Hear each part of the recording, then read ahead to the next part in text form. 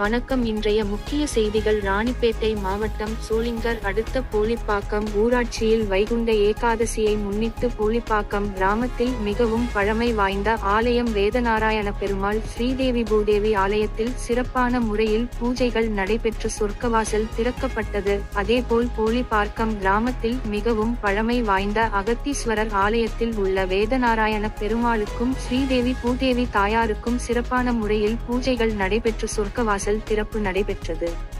வைகுண்ட ஏகாதசி என்றால் என்ன, எப்போது வருகிறது, அதை பற்றி கொஞ்சம் பார்ப்போம். மார்கழி மாதத்தில் வரும் வளர்பிறை 11ஆம் நாள் இந்துக்களால் வைகுண்ட ஏகாதசி என கொண்டாடப்படுகிறது. இது மார்கழி மாதத்தில் வரும். வைணவர்கள் தாம் வழிபடும் திருமாலின் இருப்பிடமாக கருதும் வைகுண்டத்தின் கதவுகள் இன்று திறக்கப்படுவதாக நம்புகின்றனர். இந்நாளின் முன்னிரவில் உறங்காது இருந்து திருமாலின் புகழ் பாடி கோவில் செல்வர். விடிகாலையில் பெருமாள் கோவில்களில் பொதுவாக வடக்கு திசையில் என்றும் மூடப்பட்டிருந்து இன்று மட்டுமே திறக்கும் சொர்க்க வாயில் என்றழைக்கப்படும் வாயில் வழியே சென்று இறைவனை வழிபடுவர்.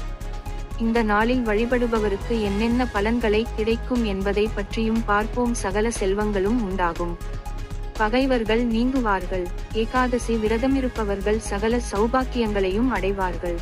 வைகுண்ட ஏகாதசி திருநாளில் சொர்க்கவாசல் வழியாக பெருமாளை தரிசித்து பாவங்கள் நீங்கி பெருமாளின் அருள் கிடைக்கும். ஏழுகுண்டலவாடா வெங்கட்ரமணா கோவிந்தா கோவிந்தா. போரா ஆன்மீக செய்திகளுக்காக சென்னையில் இருந்து ஸ்ரீதேவி. வணக்கம்.